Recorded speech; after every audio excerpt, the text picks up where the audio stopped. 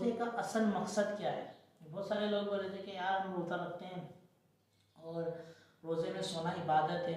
तो ये बात हकीकत है कि रोज़े में अगर रोज़ेदार रोज़ा रख के सोता है तो ये इबादत है, उसको इबादत करने का सवाब मिलता है। ये भी हकीकत है कि जो शख्स रोज़ा रखता है अल्लाह तबारक व ताला उसके गुनाहों को माफ़ फरमाता है।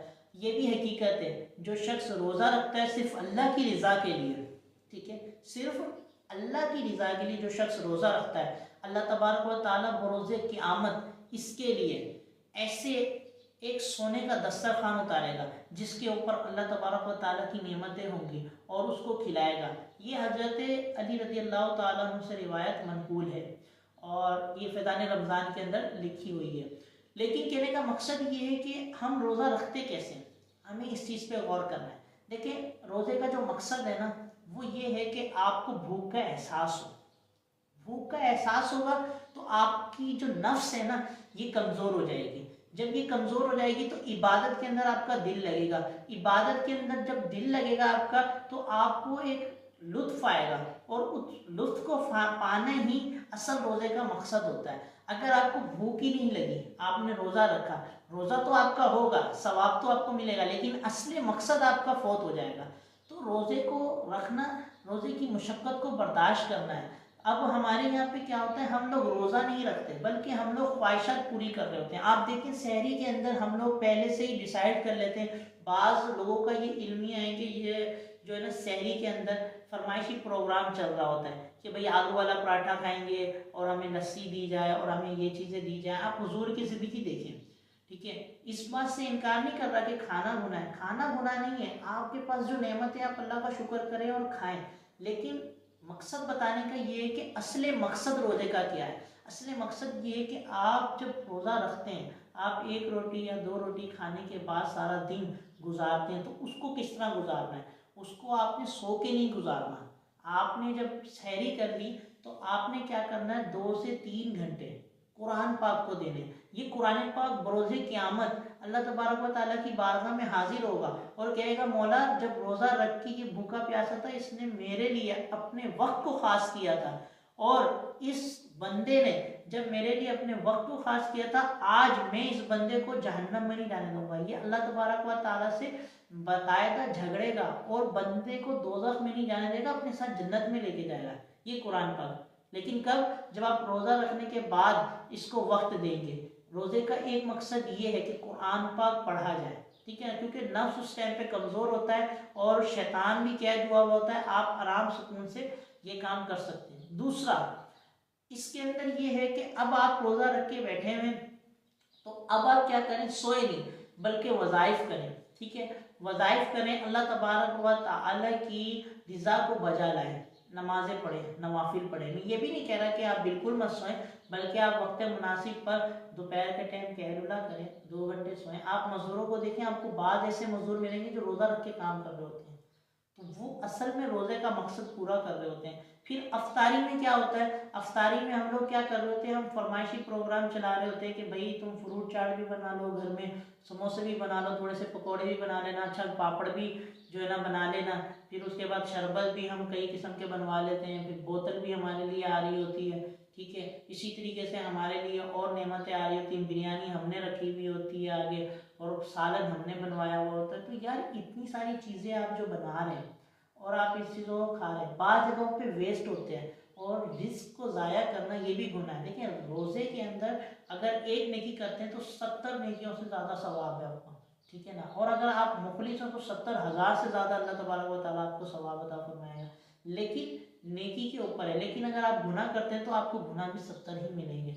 ये नहीं कि आप एक नेकी कर रहे हैं तो आपको उसको 70 नेकियां मिल रही हैं तो आप गुनाह एक करेंगे तो गुनाह मिलेगा, तो ये भी नहीं। तो रमज़ान के अंदर हमको गुनाहों से भी बचना है। असली मकसद हमारा जो है ना रोज़ा रख कर अल्लाह को राज़ी करना है, ना कि हम नेमतें खा खा कर सोते रहें फिर उड़ जाएं, अपने अंदर सुस्ती पैदा कर लें। ये हमारा मकसद नहीं है। देखिए सहाबा इकराम अलैहिम रिदवान का कितना प्यारा दौर हुआ करता था। सहाबा इकराम रोज़ा रख के भी काम किया करते थे और अपने काम को बजा लाते थे और अल्लाह तबारक व तआला की इबादत भी किया करते थे। आप कहीं नहीं सुनेंगे कि सहाबा इकराम रोज़ा रख के सो जाया करते हों, या आप कभी नहीं सुनेंगे कि सहाबा इकराम ने रोज़ा रखा और उसके बाद जो है ना सारा दिन सोते रहे और अफ्तारी के टाइम उठ के और अफ्तारी कर ली।